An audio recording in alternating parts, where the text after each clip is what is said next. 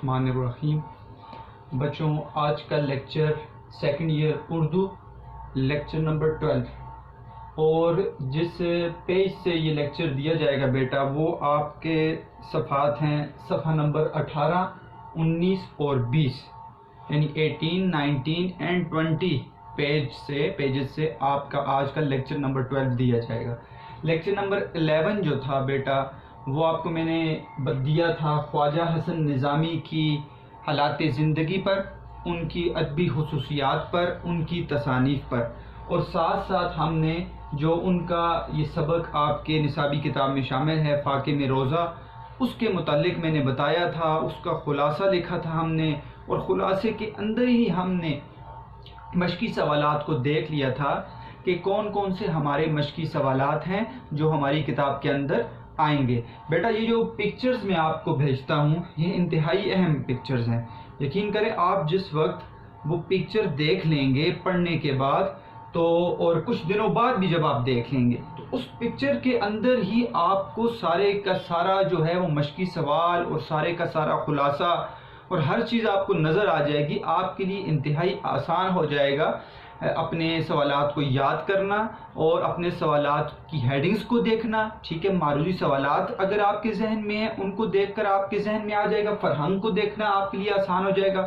سبق کے خلاصے کو، متن کی تشریح کو سمجھنا آپ کے لیے انتہائی آسان ہو جائے گا۔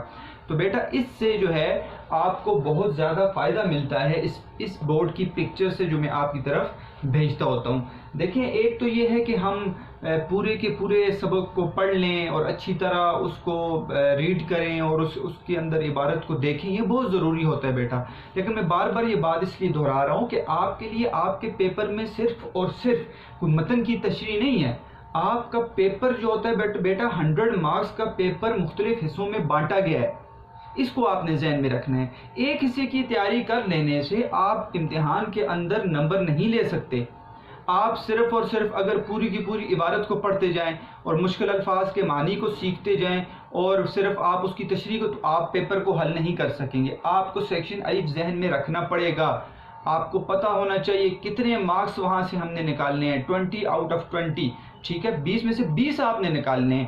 آپ کو پتہ ہونا چاہیے 50 مارکس کا میرا یہ والا پورشن ہے جو میں حل کر رہا ہوں یہاں پر، ٹھیک ہے، مشقی سوالات۔ آپ کو پتہ ہے 50 + 20 70، 30 مارکس آپ کو پتہ ہونا چاہیے کہ آپ کے سیکشن جیم میں سے آتے ہیں بیٹا۔ سیکشن جیم میں سے 3 سوال آپ کے، ایک سوال متن کی تشریح 8 نمبر، ایک سوال اشعار کی تشریح 8 نمبر، اور 14 مارکس کا آپ کا مضمون ہوتا ہے۔ تو آپ کو متن کی تشریح، آپ کو سیکشن الف، سیکشن بے ذہن میں رکھنا پڑے گا، تب جا کے بیٹا آپ کی وہ محنت جو ہوتی ہے وہ جگہ پر لگتی ہے۔ بہت ضروری ہے کنسیپٹس، اپنے نظریات کو ٹھیک کرنا، اپنے نظریے کو درست کرنا، آپ سیکھیں اس کو اچھے طریقے سے۔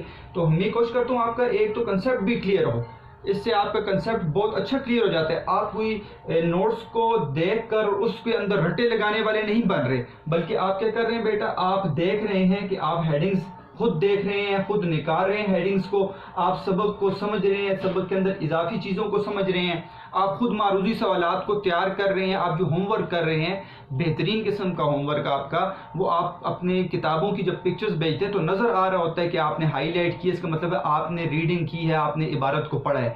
اور ساتھ ساتھ آپ جب اس کی پکچر بھیجتے ہیں وتھ پریزنٹیشن اور ان ٹائم، آپ سارے کا سارا وقت میں وہ سوال مشقی سوال کرتے ہیں، تو آپ کی اس سے استعداد بڑھ رہی ہے، آپ پیپر کے اندر وہ اتنے ہی اچھے خوبصورت سوال کریں گے انشاءاللہ۔ اور ساتھ ساتھ جب آپ اس چیز کو نوٹ کر رہے ہوتے ہیں، مشکل الفاظ کو، اشعار کو، اقوال کو، تو اس سے پتہ لگ رہا ہوتا ہے کہ آپ متن کی تشریح کے سوال کو بھی اچھے طریقے سے سیکھ رہے ہیں۔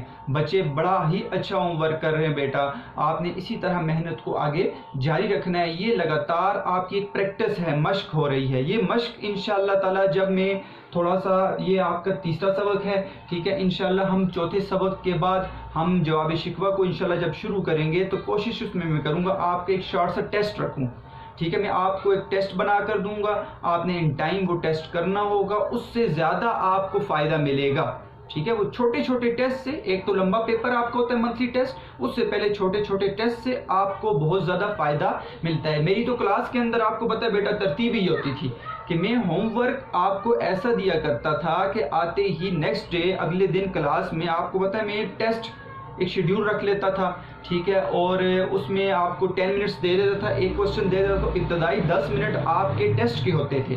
تو کلاس تو نہیں ہے، لیکن انشاءاللہ میں کوشش کروں گا کہ اس چیز کو جاری رکھیں تاکہ آپ کی استعداد بنتی رہے. تو آج کا جو ہمارا لیکچر ہے بیٹا، یہ بیٹا چھوٹی چھوٹی جو باتیں ہیں یہ دہرانی پڑتی ہیں، ٹھیک ہے، یہ یاد دہانی ہوتی ہے بچوں کے لیے. ان کو روز میں دہراتا ہوں، کلاس کے اندر بھی دہراتا تھا، اب بھی دہرا رہا ہوں، اس لیے کہ آپ ان چیزوں کو نہ بھولیں. فاقے میں روزہ، ٹھیک ہے، خواجہ حسن نظامی کا لکھا ہوا یہ سبق جو ہے، یہ ایک مضمون ہے، کہانی ہے، فسانہ ہے، اور جو جس کتاب کے اندر شامل ہے بیگمات کے آنسو کے متعلق میں نے آپ کو لیکچر نمبر 11 میں بتا دیا تھا کہ بیگمات کے آنسو کون سی کتاب ہے. اور اس کے علاوہ بھی ہم نے ان کی کئی کتابوں کی تصانیف پر بات کی تھی، باقاعدہ میں نے آپ کو بتایا تھا کہ ان کی کیا اس کے اندر لکھا ہوا ہے، انہوں نے کیسی تصنیفات لکھی ہیں. تو بیٹا آپ تو ایک چیز تو یہ سمجھ لیں کہ آج کے سبق میں ہم نے 18, 19 اور 20 پیج سے کیا چیز حل کرنی ہے، کیا ہم دیکھ سکتے ہیں اس پیجز کے اندر، ان صفحات کے اندر ہمیں کیا فائدہ ملے گا. ایک تو یہ بیٹا، ہم جب عبارت کو پڑھیں گے، ٹھیک ہے، عبارت کو پڑھنے سے مشکل الفاظ کے معنی نکل جائیں گے، وہ آپ کی متن کی تشریح میں کام آتے ہیں، ٹھیک ہے. اس کے علاوہ جب ہم متن کی عبارت کو پڑھتے ہیں اہم معروضی سوال نکل جاتا ہے، MCQs کا پورشن حل ہو جاتا ہے.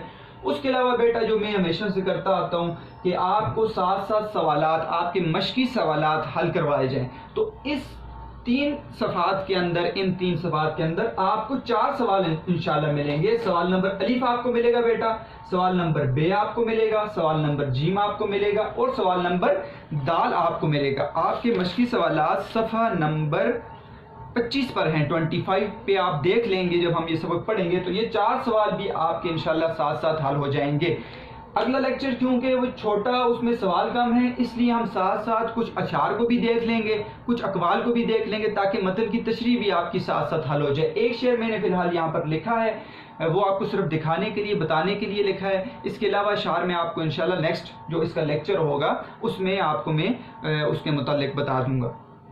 تو بیٹا اب یہ ذہن میں رکھنا ہے سب سے پہلی بات کہ آپ کے جتنے بھی سوال آپ لکھتے ہیں، ٹھیک ہے، کوئی بھی سبق کا سوال ہو تو اس سوال سے پہلے آپ حوالہ ایک دے دیا کرتے ہیں. دیکھیں ویسے تو بچوں کی ترجیح یہ ہوتی تھی کہ سوال لکھتے تھے، سوال ہے یہ مثال کے طور پر، اس سے اوپر حوالہ دے دیا کرتے تھے، مصنف، سبق اور ماخذ، یہ حوالہ 3 وہ دے دیا کرتے تھے. اس سے اچھی ترتیب بیٹا یہ والی ترتیب ہے کہ آپ اس کو پوری ایک سطر میں 2 جملوں میں لکھ لیں، تاکہ وہ پڑھنے والا ایک سلسلے سے وہ پڑھتا جائے، اور وہ سوال بھی آپ کا اچھا معلوم ہوتا ہے. وہ کیا ہے، آپ اپنے یہ ایک ہی دفعہ لکھا جاتا ہے، کیونکہ یہ چیز آپ ہر سوال کے اوپر دے سکتے ہیں، یہ ہیڈنگز آپ، یہ چیزیں آپ ہر سوال کے اوپر دے سکتے ہیں، اور کسی سبق کے اوپر بھی آپ کو میں بنا کر دے دیتا ہوتا ہوں تو وہ آپ دے سکتے ہیں. پہلے ابتدائی اسباق میں نے آپ کو بتایا تھا. تو اس سبق کے ہر سوال کے اوپر آپ نے کیا لکھنا ہے بیٹا،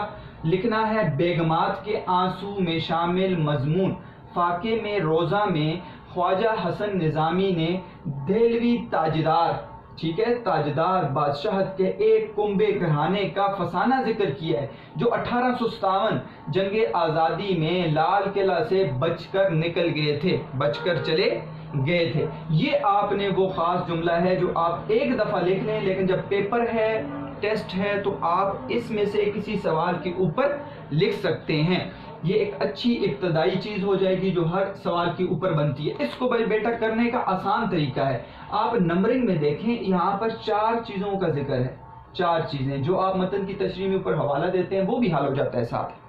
کس چیز کا ذکر ہے؟ پہلا، آپ کو پتہ ہے بیٹا یہاں پر بیگمات کے آنسو، یہ کیا ہے، ماخذ کو پہلے نمبر پر لائیں، ٹھیک ہے، دوسرے نمبر پر صنف کو لائیں. تو اس کا مطلب ہے یہ پہلے نمبر پر ہے، دوسرا صنف دوسرے نمبر پر ہے، اور تیسرا بیٹا سبق ہے، اور چوتھے نمبر پر یہ ہے. تو الٹی ترتیب آپ اگر شروع کر دیں تو آپ کو نظر آئے گا کہ آپ آسانی سے کسی بھی سبق کی یہ چیز نکال سکتے ہیں، ٹھیک ہے، یہ ابتدائی حصہ حوالہ نکال سکتے ہیں. تو بیگمات کے آنسو میں شامل مضمون فاقے میں روزہ میں خواجہ حسن نظامی نے دہلوی تاجدار کے ایک کنبے کا فسانہ ذکر کیا، جو 1857 جنگ آزادی میں لال قلعہ سے بچنے، یہ قلعہ لفظ نہیں ہے بیٹا، قلعہ ہے، قلعہ سے بچ کر چلے گئے تھے. تو میں نے خلاصے میں بتا دیا تھا اس میں کیا کہانی ہے، وہ آپ نے اس کو سمجھ لیا، آپ نے وہ پوائنٹس لکھ لیے ہوں گے۔ اب ہم باقاعدہ سبق کا آغاز کرتے ہیں بیٹا، ہم اپنے ٹیکسٹ کو پڑھتے ہیں، ہم اپنی عبارت کو پڑھتے ہیں اور 7 سوالات کو حل کریں گے، ہم فرہنگ کو حل کریں گے، ہم معروضی سوالات کو بیچ میں دیکھیں گے۔ تو فاقے میں روزہ، دہلوی تاجدار کے کنبے کا فسانہ، ٹھیک ہے۔ جب دہلی، اب آپ کتابوں میں دیکھیں بیٹا، جب دہلی زندہ تھی اور ہندوستان کا دل کہلانے کا حق رکھتی تھی، ایک وقت تھا بیٹا، آپ کو پتہ ہے 1857 سے پہلے کا دور، ٹھیک ہے، دہلی کا ایک بہت ہی شاندار دور گزرا ہے اور ہندوستان کا، ٹھیک ہے، دل کہلانے کے لائق تھی، ٹھیک ہے۔ دل کا مطلب یہ ہے کہ وہ خاص جگہ یہاں پر کہ جو کسی بھی ملک کے اندر ہوتی ہے، تو ہندوستان کے اندر جو اس کا دل تھا تو وہ کیا تھا، وہ دہلی شہر تھا۔ 1526 سے، میں نے آپ کو تھوڑی سی تاریخ بھی بتائی تھی، 1526 سے 1857 تک مغلیہ خاندان نے حکومت کی ہے، ٹھیک ہے۔ ظہیر الدین بابر سے یہ حکومت شروع ہوئی، لودھی خاندان کو شکست دی، ابراہیم لودھی کو شکست دے کر مغلیہ خاندان کی بادشاہت کو شروع کیا اور اختتام ہوا بہادر شاہ ظفر کے اوپر 1857، جب انگریزوں نے آ کر ہندوستان کے اوپر قبضہ کر لیا تھا بیٹا۔ تو یہ وہ کہانی ہے جو 1857 کے بعد کی کہانی ہے، ٹھیک ہے۔ کیا حالات ہوئے، ایک وقت ایسا تھا کہ مسلمان بادشاہت کے دور گزار رہے ہیں اور آ رہے ہیں، بادشاہت کرتے آ رہے ہیں، ٹھیک ہے، اور اتنے وہ دور کو دیکھتے ہوئے آپ خود سوچیں 1526 سے 1857 300 ایئرس سے بھی زیادہ کا عرصہ بن جاتا ہے بیٹا، 3 صدیوں سے بھی زیادہ۔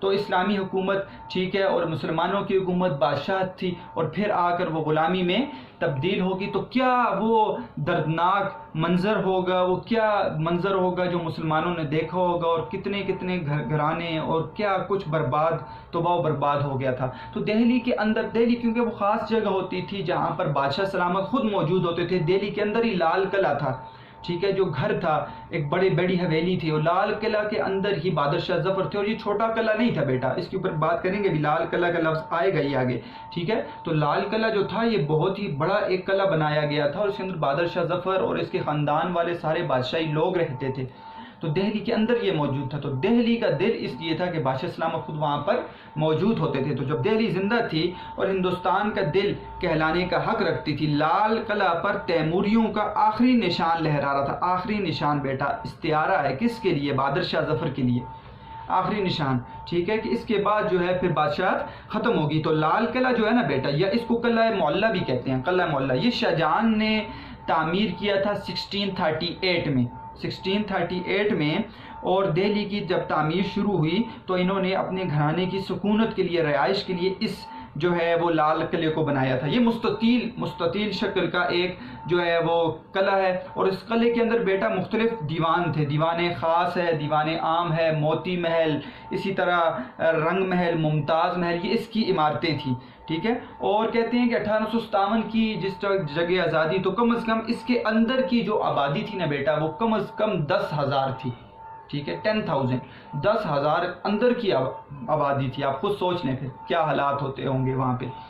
تو یہاں پر بیٹا مشاعرے بھی ہوتے تھے، اور یہاں پر ہی جو ہے نا بہادر شاہ ظفر بھی آخر میں یہاں سے ان کو قید کر کے وہ رنگون، برما کے دارالحکومت رنگون لے کر گئے تھے انگریز۔ لال قلعہ ٹھیک پر تیموریوں کا آغری، تیموری کیوں کہا گیا ہے؟ مغل حکمران ہے یہ، ٹھیک ہے۔ میں نے آپ کو بتایا تھا جو ظہیر الدین بابر، ان کے اندر 2 جنگجوؤں کا خون جو ہے دوڑ رہا ہے۔ ایک جنگجو جو شروع ہوئے آپ کو پتہ ہے منگول حکمران، اور ایک ہیں تیموری، امیر تیمور، ٹھیک ہے، تیموری خاندان کا بانی امیر تیمور۔ تیموری خاندان کیسے ہوا اور منگولی حکمران کے ساتھ اس کی کیا نسبت ہے؟ میں نے آپ کو بتایا تھا ظہیر الدین بابر کے والد جو ہیں بیٹا وہ تیموری خاندان سے تعلق رکھتے تھے، ان کا خاندان تیموری خاندان تھا، اور والدہ جو ہیں وہ منگولی حکمران سے تعلق رکھتی تھی۔ اس طرح ظہیر الدین بابر مغلیہ خاندان کے جو بانی بنے، وہ 2 خاندانوں سے تعلق رکھتے ہوئے آئے تھے، اسی لیے مغلیہ خاندان کو تیموری خاندان بھی کہا جاتا ہے، اسی لیے مغلیہ خاندان کو منگولی خاندان بھی کہا جاتا ہے۔ یہ ذہن میں آپ نے رکھنا ہے، یہ نہیں کہ تیموری خاندان سے مراد امیر تیمور کی اولاد، ٹھیک ہے، تو وہ آپ نے ذہن میں رکھنی ہے کہ مغلیہ خاندان کو بھی تیموری خاندان کہا جاتا ہے۔ تو مغلیہ خاندان کا آخری نشان لہرا رہا تھا، انہی دنوں کا ذکر ہے۔ تو میں نے آپ کو بتایا تھا بیچا 2 حصے ہیں اس جو ہے سبق کے اندر، پہلا حصہ بھی شروع ہونے والا ہے، ٹھیک ہے، پہلے حصے میں میں نے آپ کو بتایا تھا مرزا سلیم کا ذکر ہے جو بہادر شاہ ظفر کے بھائی ہیں، دوسرے حصے میں مرزا شاہ زور جو ان کے بھانجے ہیں ان کا ذکر ہے، وہ اپنی کہانی خود خواجہ حسن نظامی کو سناتے ہیں۔ تو اس کہانی سے پہلے کا یہ جو حصہ ذکر کر رہے ہیں یہ پہلا حصہ ہے اس فسانے کا، ٹھیک ہے، اصل تعلق جو ہے وہ دوسرے حصے کے ساتھ ہے، لیکن بتانا چاہتے ہیں کہ ایک وقت ایسا تھا کہ وہ مغلیہ خاندان کے حکمران کیا کرتے تھے اور ایک وقت پھر غلامی کا آیا تو پھر کیا کیا جاتا تھا، وہ بتانا یہاں پر ضروری ہے، ٹھیک ہے۔ یہاں پر دیکھیں بیٹا انہی دنوں کا ذکر ہے، مرزا سلیم بہادر جو ابو ظفر بہادر شاہ کے بھائی تھے، جو آخری مغلیہ بادشاہ گزرے، ان کے بھائی مرزا سلیم بہادر اپنے مردانہ مکان میں بیٹھے ہوئے تھے جہاں پر مرد بیٹھتے ہیں، اور دوستوں سے بے تکلفانہ باتیں کر رہے تھے، ہنسی مذاق آپس میں گپ شپ لگا رہے تھے کہ اتنے میں ایک زنان خانہ سے ایک لونڈی باہر ہے، ایک نوکرانی باہر ہے، زنان خانہ وہ حصہ جہاں پر جو ہے عورتیں رہتی ہیں، اور ادب سے عرض کیا کہ حضور بیگم صاحبہ یاد فرماتی ہیں۔ بیگم صاحبہ سے مراد کون ہے بیٹا؟ ان کی والدہ، ٹھیک ہے، ان کی والدہ ان کو بلا رہی تھی، کس کو؟ مرزا سلیم بہادر کو۔ کیوں بلا رہی تھی آگے بات آئے گی۔ مرزا سلیم تو فوراً محل میں چلے گئے اور تھوڑی دیر بعد مغموم واپس آئے، اندر گئے، بات چیت ہوئی، کیا بات ہوئی بھی پتہ چلے گا، لیکن واپس آئے تو غمزدہ تھے، غمگین تھے، مغموم تھے، ٹھیک ہے۔ تو یہاں سے ہی بیٹا آپ کا سوال نمبر الف شروع ہو جاتا ہے۔ سوال نمبر الف کو پہلے پڑھ لیں، مرزا سلیم والدہ کی باتوں سے کیوں آزردہ تھے، آزردہ کیوں تھے، وہ کیوں غمگین آئے تھے، تو یہ آپ کا سوال نمبر الف ہے، ٹھیک ہے۔ اس کو پڑھتے ہو پھر ہیڈنگز کو دیکھ لیں گے، تو یہاں سے پتہ چل جائے گا۔ مرزا سلیم اندر گئے، باہر آئے، دوستوں نے دیکھا، پہلے تو ٹھیک ٹھاک تھے، گپ شپ لگا رہے تھے، واپس آئے تو غمگین حالت ہے، ٹھیک ہے، اور چہرے سے نظر آ رہا ہے کہ وہ غمزدہ ہیں۔ کیا ہوا بیٹا؟ ایک بے تکلف ندیم نے عرض کیا، دوست کو کہتے ہیں ندیم، دوست نے عرض کیا، پوچھا خیر باشد مزاج علی مقتر پاتا ہوں، کہ خیریت تو ہے، یہ فارسی ہے بیٹا، خیر باشد خیریت تو ہے، مزاج علی مقتر پاتا ہوں، کہ آپ کا مزاج جو ہے میں خراب دیکھ رہا ہوں، پہلے آپ ٹھیک تھے لیکن اب آپ کا مزاج کیا ہے بیٹا؟ خراب نظر آ رہا ہے۔ مرزا نے مسکرا کر جواب دیا، نہیں کچھ نہیں، تو جیسے بعض اوقات ہم کہہ دیتے ہیں کچھ بات نہیں ہے، ویسے ہی کہتے ہیں، ٹھیک ہے، بتانا مقصود ہوتا ہے، کوئی جان بار بار پوچھتے تو ہم بتا دیتے، لیکن پہلی دفعہ بعض اوقات ہم کہہ دیتے ہیں نہیں کچھ نہیں، کوئی بات نہیں ہے۔ بعض اوقات اماں حضرت خواہ مخواہ ناراض ہو جاتی ہیں، بس ایک ہی مسئلہ ہے میرے ساتھ، مرزا سلیم کہہ رہے ہیں کہ ویسے میری والدہ ہیں، ٹھیک ہے، تو وہ ویسی چھوٹی چھوٹی باتوں پر ناراض ہو جاتی ہیں۔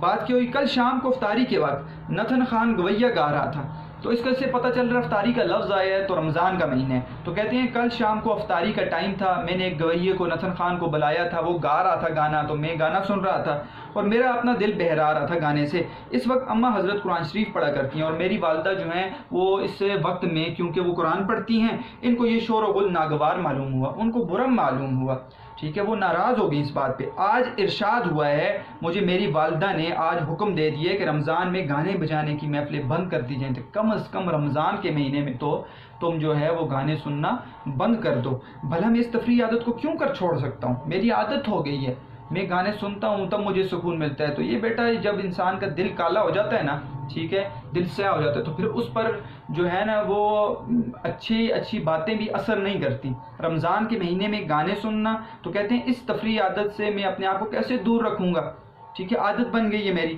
ادب کے لحاظ سے قبول تو کر لیا کیونکہ والدہ کی بات تھی، میں ان کی بات کو ٹکرا نہیں سکتا تھا، میں نے قبول کر لیا، مگر اس کی پابندی سے جی الجھتا ہے، لیکن میں کیسے کروں گا، میں پابندی کیسے کروں گا، کیسے گانوں کو چھوڑوں گا۔ حیران ہوں یہ 16 دن کیوں کر بسر ہوں گے۔ اس سے پتہ چل رہا ہے بیٹا 16 دن رہتے ہیں تو 14 روزے سمجھیں، 13-14 روزے گزر گئے ہیں رمضان کے مہینے کے، تو حیران ہوں 16 دن کیوں کر گزر ہوتے ہیں۔ بیٹا 16 دن کے اندر بھی معروری سوال چھپا ہوا ہے، کتنے دن بیٹا؟ 16 دن، ذہن میں رکھنا ہے، 16 آ سکتا ہے، 15 آ سکتا ہے، 14 آ سکتا ہے۔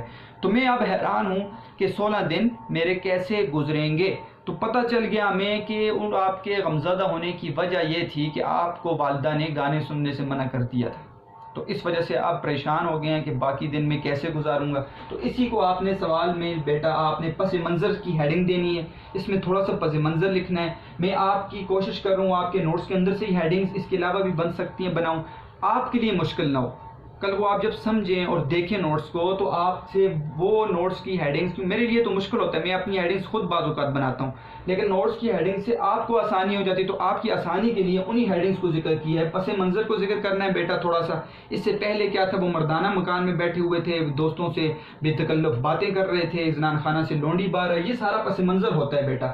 اماں کا حکم کیا تھا؟ اماں کا حکم یہ تھا کہ تم نے کم از کم وہ جو رمضان کے مہینے میں تم گانے بجانے کی محفلیں تم سن رہے ہو گانا، تو اس سے تم رک جاؤ۔ تو ازردہ ہونا، تو ازردہ ہونا سے مطلب کیا ہے کہ اب میں بہت ازردہ ہوں کہ میرے 16 دن کیسے گزریں گے۔ تو بہت ہی آسان ہو گیا آپ کے لیے سوال نمبر الف، پس منظر، اماں جی کا حکم اور ازردہ ہونا سے یہاں پر آپ اس سوال کو حل کر سکتے ہیں۔ مجھے امید ہے آپ کو سوال نمبر الف بیٹا یہاں پر سمجھ آ گیا ہوگا ساتھ ساتھ، ٹھیک ہے، اور اس کی تشریح بھی آپ کو تو ہمارا سوال نمبر الف ہو گیا بیٹا۔ اب آگے بڑھتے ہیں۔ مصاحب نے ہاتھ باندھ کر عرض کیا، دوست نے کہا حضور یہ بھی کوئی پریشان ہونے کی بات ہے، آپ کیوں پریشان ہوتے ہیں؟ میں آپ کا دوست ہوں، میں آپ کو ایک بات بتاتا ہوں، شام کو افطاری سے پہلے جامع مسجد میں تشریف لے چلا کیجئے۔ ایسے کرتے ہیں کہ افطاری کا وقت آئے گا، اس سے پہلے آپ کا وقت گزرے گا نہیں، تو افطاری سے پہلے ہم جامع مسجد میں جائیں گے، وہاں کے حالات دیکھیں گے، افطاری بھی وہاں پہ کریں گے، تو آپ کا دل بہل جائے گا۔ عجب بہار ہوتی ہے، کیا رنگینی ہے وہاں پر، رنگ برنگ کے آدمی ہوتے ہیں، طرح طرح کے جمگٹھے دیکھنے میں آتے ہیں، ہر جگہ پر آپ کو ایک جمگٹھا گروپ نظر آئیں گے، گروپ کو کہتے ہیں، گروپس نظر آئیں گے۔ خدا کے دن ہیں، خدا والوں کی بار بھی دیکھیے، اللہ تعالیٰ نے یہ رمضان کا بابرکت مہینہ آپ کے لیے اتارا ہے، تو کم از کم خدا کے دن میں خدا والوں کی بہار اللہ والوں کو بھی جا کر دیکھیے، مسجد کا بھی تو چکر لگائیے۔ مرزا نے صلاح کہتے ہیں مشورے کو پسند کیا اور دوسرے دن مصاحبوں کو لے جا کر جامع مسجد پہنچے۔ اب کیا ہوا بیٹا، روک دیا، گانا بجانا تو نہیں ہے، دوستوں کو لیا اور اگلے دن کیا کیا، جامع مسجد کی طرف چلے گئے۔ بیٹا یہاں سے سوال نمبر بے شروع ہو جاتا ہے، سوال نمبر بے آپ نے پڑھنا ہے اور پھر اس کو حل کرنا ہے۔ مغلیہ دور میں رمضان میں جامع مسجد میں کیا سما ہوتا تھا؟ تو بیٹا یہاں پہ 2 سوال آئیں گے آگے، ٹھیک ہے، میں نے آپ کو خلاصے میں بتایا تھا۔ ایک وہ ابھی سوال آئے گا کہ مغلیہ دور کے اندر 1857 سے پہلے کی بات چل رہی ہے، تو اس سے پہلے وہ جامع مسجد دہلی کی، اس کے اندر کیا خوبصورت حالات ہوتے تھے، اس مسجد کے حالات کو ذکر، اس کے سما کو ذکر کیا جائے گا۔ اور پھر اس کے بعد جو سوال آئے گا، بتانا مقصود یہ ہے کہ ایک وقت ایسا آیا کہ انگریزوں نے 1857 کے بعد قبضہ کر لیا، اب اسی دہلی کی جامع مسجد کے حالات کیا ہیں؟ ان دونوں سوالوں کو سوال نمبر بے اور سوال نمبر جیم میں آپ دیکھ لیں گے کہ مسجد کے 1857 سے کی جنگ آزادی سے پہلے کے حالات اور 1857 کی جنگ آزادی کے بعد کے حالات کیا تھے مسجد کے، تو بتانا ہے یہاں پر کیسے حالات ہے پھر مسلمانوں پر۔ تو عبارت کو دیکھتے ہیں، پھر ہم کوسچن کی ہیڈنگز کو دیکھ لیں گے۔ تو کہتے ہیں جامع مسجد چلے گئے، وہاں جا کر عجیب منظر دیکھا، جگہ جگہ حلقہ بنائے لوگ بیٹھے ہیں۔ بیٹا حلقہ کسے کہتے ہیں؟ حلقہ یہ لفظ بار بار آئے گا، ٹھیک ہے، تو حلقہ آپ کو پتہ ہے بیٹا، حلقہ کہتے ہیں، یہاں پر لکھا ہے محفل کو، مجمع کو، ٹھیک ہے، لوگ دیکھیں، آپ نے دیکھا ہوگا مسجد کے اندر بعض کو دائرہ بنا کر بیٹھتے ہیں، لوگ اکٹھے بیٹھ جاتے ہیں اور بعض اوقات آپس میں دین کی گفتگو ہو رہی ہوتی ہے، کوئی دینی مسائل بیان کر رہے ہوتے ہیں، تو اسے کہتے ہیں حلقہ۔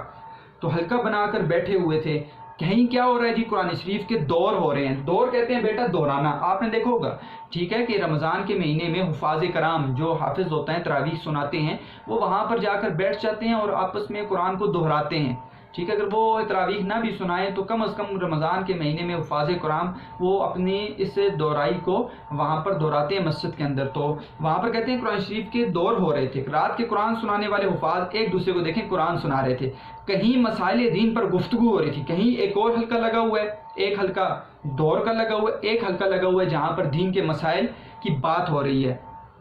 2 عالم کسی فقہی مسئلے پر بحث کرتے ہیں، ٹھیک ہے، ایک بیٹا لفظ ہوتا ہے عالم، ایک ہے عالم، عالم تو جہان کو کہتے ہیں، لام کے اوپر زبر، ایک ہے عالم، عالم فاعل ہے، ٹھیک ہے، عالم لام کی زیر کے ساتھ، عالم کا مطلب ہے زیادہ علم رکھنے والا، ٹھیک ہے، ہم بعض اوقات عالم کو عالم کہہ دیتے ہیں، ٹھیک ہے، تو یہ ایک زبر زیر پیش سے بھی الفاظ کے معنی تبدیل ہو جاتے ہیں، تلفظ کے اعتبار سے تبدیل ہو جاتے ہیں، تو کوشش کریں کہ آپ کم از کم ڈکشنری کے اندر، اپنی لغت کے اندر مشکل الفاظ ہیں ان کو ٹھیک کرنے کی کوشش کریں۔ 2 عالم کسی فقہی مسئلے پر بحث کرتے ہیں۔ فقہی مسئلہ کس کو کہتے ہیں بیٹا؟ فقہی جو ہوتا ہے وہ دین کے مسائل پر، میں نے آپ کو بتایا تھا علم فقہ، علم فقہ وہ علم ہوتا ہے جس کے اندر دین کے مسائل کو بیان کی جاتا ہے۔ میں نے آپ کو ایک کتاب کا نام بتایا تھا بہشتی زیور، ہر گھر کے اندر پڑی ہوتی ہے، نہیں ہے تو آپ رکھیں، اس میں کیا ہے بیٹا آپ کو نظر آئے گا وضو کے مسائل، ٹھیک ہے، اور غسل کے مسائل، اور آپ کو نماز کے مسائل اور مختلف مسائل آپ کو نہیں، یہ اس کو کہتے ہیں فقہ۔ تو کہیں پر وہ دین کے مسائل پر بحث ہو رہی ہے اور بیسیوں آدمی معورتاً ذکر ہے، کئی آدمی بیٹھے مزے سے سن رہے ہیں، ٹھیک ہے، اب ان کو اس میں لطف آ رہا ہے دین کے مسئلے پر۔ کسی جگہ توجہ اور مراقبے کا حلقہ ہے۔ مراقبہ کسے کہتے ہیں بیٹا؟ مراقبہ جو ہوتا ہے غور و فکر، دھیان، ٹھیک ہے، لغوی مطلب تو اس کا یہ ہے، ٹھیک ہے۔ آپ دیکھتے ہوں گے کہ کوئی شخص جب ذکر کرتا ہے تو وہ ایک دنیا سے علیحدہ کٹ کر علیحدہ بیٹھ جاتا ہے، علیحدہ چلا جاتا ہے، اور وہاں پر بیٹھ کے اپنی آنکھیں بند کر کے غور و فکر سے اللہ تعالیٰ کے ساتھ اپنا تعلق جماتا ہے بیٹا، ٹھیک ہے، تاکہ دنیا سے میں کٹ جاؤں اور میرا تعلق میرے خدا کے ساتھ جڑ جائے۔ اس کو کہتے ہیں غور و فکر کرنا، ٹھیک ہے، یا اللہ تعالیٰ کی بنائی ہوئی چیزوں پہ آپ غور و فکر بیٹھ کے کریں اور اللہ تعالیٰ کی توحید کو پہچانیں، تو اس کو بھی مراقبہ کہتے ہیں۔ تو لوگ اس طرح اللہ بیٹھے ہوئے اپنی غور و فکر کر رہے ہیں، مراقبہ کر رہے ہیں، کہیں کوئی صاحب وظائف میں مشغول ہے، کہیں کوئی وظیفہ پڑھ رہا ہے، تسبیح پڑھ رہا ہے، ٹھیک ہے، وہ کلمے کا ورد کر رہا ہے، وہ کلمہ شہادت کا ورد کر رہا ہے، وہ استغفار پڑھ رہا ہے، وہ درود شریف پڑھ رہا ہے، تو یہ اسے کہتے ہیں وظائف۔ الغرض مسجد میں چاروں طرف اللہ والوں کا ہجوم ہے، ہر طرف دیکھا تو اللہ والے بیٹھے ہوئے ہیں۔ کل جدید لذیذ، ٹھیک ہے، یہاں پر عربی کا ایک جو ہے مقولہ ذکر کر دیا کہ کل، ہر، جدید، نئی، لذیذ، مزے کی ہوتی ہے۔ کیا مطلب؟ ہر نئی چیز جو ہوتی ہے نا بیٹا اس میں لطف آتا ہے۔ تو یہ بھی عجیب محاورہ ہے۔ دیکھیں ہر نئی چیز سے مراد یہ ہے کہ دیکھیں میں آپ کو آپ کی زندگی سے مثال دیتا ہوں۔ جب نیا ہم کسی کلاس کو شروع کرتے ہیں، مثال کے طور پر 10th کے بچے جب فرسٹ ایئر میں چلے گئے، فرسٹ ایئر کے بچے سیکنڈ ایئر میں چلے گئے، نئی جو کتابیں ہوتی ہیں وہ بڑا مزہ دیتی ہیں، وہ انسان کو بڑی لطف اور مزہ محسوس ہوتا ہے۔ شروع میں ہم بڑے جو ہے نا دعوے ہوتے ہیں ہمارے، اور بہت زیادہ ہمارا پڑھنے کی جستجو ہوتی ہے، تو ہم وہ نئی کتاب بڑی خوشی سے پڑھتے ہیں، ہر نئی چیز کے اندر مزہ ہوتا ہے۔ لیکن آہستہ آہستہ بیٹا وہ پڑھنے والے، محنت کرنے والے تو جاری رہتے ہیں، لیکن میرے جیسے طالب علم وہ آہستہ آہستہ وہ کیا کرتے ہیں، وہ آہستہ آہستہ پھر وہ پڑھائی سے پیچھے ہٹ جاتے ہیں۔ وہ کاپی جو خوبصورت بنائی ہوتی ہے وہ آخر میں جا کے خراب ہو جاتی ہے۔ تو ہر نئی چیز کے اندر مزہ ہے۔ تو یہاں پر بھی مرزا سلیم کو وہ نئی چیز تھی، کبھی نہیں گئے تھے مسجد، اس طرح کے حالات دیکھے تھے، تو وہ ان کو بڑا مزہ آیا جی۔ کل جدید لذیذ، مرزا کو یہ نظام، انتظام خوبصورت بہت پسند آیا، اور وقت بہت لطف سے کٹ گیا، مزے سے کٹ گیا۔ اتنے میں افطار کا وقت بھی آ گیا ہے۔ اب افطار سے پہلے کیا حالات بتائے، اب افطار کے بعد کیا حالات ہیں۔ افطاری کا وقت آیا، سینکڑوں خوان افطاری کے آنے لگے۔ سینکڑوں سے مطلب ہے کئی، ٹھیک ہے، خوان کہتے ہیں تھال، بڑے بڑے تھال جو ہوتے ہیں بیٹا، یہاں پر مشکل الفاظ کے معنی میں نے لکھ دیے ہیں، ٹھیک ہے، خوان، تھال افطاری کے آنے لگے، اور لوگوں میں افطاریاں تقسیم ہو رہی ہیں۔ یہ بڑے بڑے تھال آ رہے ہیں، لوگ افطاریاں بھیج رہے ہیں مسجد کے اندر، اور وہاں پہ تقسیم ہو رہے ہیں۔ خاص محل سلطانی سے متعدد خوان، ٹھیک ہے، مکلف چیزوں سے آراستہ روزانہ جامع مسجد میں بھیجے جاتے تھے۔ کہتے ہیں محل سلطانی یعنی کہ وہ محل لال قلعہ، وہاں سے جہاں پہ بادشاہ ظفر موجود ہیں، متعدد تھال جو ہیں وہ پرتکلف، مکلف کہتے ہیں پرتکلف چیزوں سے آراستہ سجے ہوئے روزانہ جامع مسجد میں بھیجے جاتے تھے۔ وہاں سے باقاعدہ کھانا آ رہا ہے لال قلعے سے، اور یہ بڑے بڑے تھال لوگ کھا رہے ہیں۔ اس کے علاوہ قلعہ کی تمام بیگمات اور شہر کے سب امیر لوگ، امراء، امیر کی جمع، علیحدہ افطاری کے سامان بھی بیچتے تھے۔ تو لوگ بڑی خدمت کرتے ہیں افطاری کے وقت کے، اس دور میں بھی اور آج کل بھی افطاری کے وقت وہ مسجد میں کھانا وغیرہ بیچتے تھے۔ اس لیے ان خوانوں کی گنتی سینکڑوں تک پہنچ جاتی تھی، کئی وہاں پر تھال آ جاتے تھے، اور مسجد میں ان کی عجب آرائش ہوتی تھی، عجیب سی سجاوٹ ہوتی تھی۔ آپ نے دیکھو افطاری کے وقت جو ہے نا بیٹا، عام دنوں کے اندر حالانکہ چیزیں مہنگی ہو جاتی ہیں پاکستان کے اندر، لیکن آپ نے دیکھا ہوگا کہ کئی ایسے لوگ بھی ہوتے ہیں جو غریب ہوتے ہیں، لیکن اللہ تعالیٰ ان کو افطار کے وقت کھلا رہا ہوتا ہے رمضان کے مہینے میں۔ آپ نے ان کے دسترخوان پہ دیکھا ہوگا طرح طرح کی چیزیں، سجاوٹ، ٹھیک ہے، وہ مختلف قسم کے فروٹ پڑے ہیں، شربت پڑے ہیں گرمیوں کے اندر، آپ دیکھیں پکوڑے کھائے جا رہے ہیں، سموسے کھائے جا رہے ہیں، سارا کچھ مکس کھایا جا رہا ہے، یہ مرغ کھایا جا رہا ہے، سالن، اور اس کے بعد آپ دیکھیں طرح طرح کی چیزیں، آپ کو مختلف چیزیں جو ہیں نا وہ نظر آ رہی ہوں گی۔ جو اسی طرح اس مسجد کے اندر بھی تمام چیزیں جب جمع ہوتی تھی تو عجیب سی آرائش اور سجاوٹ نظر آتی تھی، طرح طرح کھانے کی چیزیں آپ کو نظر آ رہی ہوتی تھی۔ تو یہ حالات تھے بیٹا یہاں تک جو مسجد کے اس وقت آپ نے دیکھ لیا کیسے حالات تھے۔ اس کو ہم ہیڈنگز میں کیا لکھیں گے سوال کے اندر، مسجد کا سماع کیسا تھا، ٹھیک ہے، مسجد جامع مسجد پہنچے، وہاں جا کر عجب عالم دیکھا۔ یہاں پر مسجد کے سماع میں بیٹا دو چیزیں ذکر کرنی ہے۔ ایک ذکر آپ نے کرنا ہے عبادات کا، یعنی کیا افطاری سے پہلے عبادات کا جو منظر مرزا سلیم نے دیکھا ہے، کیا عبادات تھی بیٹا؟ کہیں پر قرآن شریف کے دور ہو رہے ہیں، ایک بات مسائل دین پر گفتگو ہو رہی ہے، دوسری بات توجہ اور مراقبہ، تیسری بات چوتھا وظائف میں مشغول ہیں، 4 باتوں کا ذکر کرنا ہے۔ اس کے بعد افطاری کا وقت آیا، یہاں سے علیحدہ ہیڈنگ دینی ہے، تو سینکڑے خوان افطاری کے آنے لگے، خاص محلے سلطانی سے کیا ہے بیٹا خوان آ رہے ہیں، اور اس کے علاوہ قلعہ کی تمام بیگمات بھی اس کو بھیج رہی ہیں، اور اس سے مسجد میں عجیب سی سجاوٹ آپ کو نظر آ رہی ہے۔ تو سوال آپ کے بیٹا آپ کے سبق کے اندر ہی موجود ہے، اس کا جواب آپ نے ہیڈنگز دینی ہے، نکالنی ہے، اس کو اچھی طریقے سے پڑھنا ہے۔ میں کہتا ہوں جتنی اہم آپ کی یہ کتاب ہے نا بیٹا، اتنے آپ کے نوٹس آپ کو فائدہ نہیں دے سکتے بعض، ٹھیک ہے؟ آپ اپنے تمام مضامین کی کتاب کو حل کریں، کتاب کو بیٹا، کتاب کو نہ چھوڑیں۔ یہ کتاب آپ کو بہت کچھ دے جاتی ہے۔ آپ کے جو ایٹا شیٹا کے سارے کوسچنز ہیں نا بیٹا، پچھلی دفعہ بھی ایٹا ساری بک کے اندر سے آئے ہوئے ہیں، اور اصل چیز ہی بک ہے۔ ہم باہر کی باتیں کریں، ہم کہانیاں کریں اردو کے اندر، اور ہم باتیں شروع کر دیں، میں آپ کو کہانیاں سنانے لگ جاؤں، اشعار اپنے سنانے لگ جاؤں، تو اس طرح تو بیٹا آپ کو سمجھ نہیں آئے گی۔ تو اصل چیز ہی وہ بک ہے آپ کی، آپ بک کو مضبوطی سے پکڑ لیں، دل کے ساتھ لگا لیں، سے محبت کریں اس بک سے، اور دیکھیں پھر آپ کو بک کہاں پر لے کر جاتی ہے۔ تو اصل چیز آپ کی کتاب ہوتی ہے، کتاب کی عبارت ہوتی ہے۔ میں جب پڑھتا تھا میرے اساتذہ کرام ہمیں کتاب کی عبارت سمجھاتے تھے، اور کیا سمجھاتے تھے بیٹا، ٹھیک ہے؟ ان کی وجہ سے آج ہم بول رہے ہیں اس طرح۔ تو یہ کتاب کی عبارت کو دیکھیں، کتاب کیا کہہ رہی ہے آپ کے ساتھ، کیا باتیں کر رہی ہیں۔ آپ کتاب کے ساتھ باتیں کریں، کتاب آپ کے ساتھ باتیں کرے گی انشاءاللہ۔ ایک وقت ایسا بھی آتا ہے کتاب خود بولتی ہے، ٹھیک ہے؟ کتاب آپ کو بتاتی ہے کہ یہ یہاں پر دیکھو عجیب چیز میں نے یہاں پر لکھی ہوئی ہے۔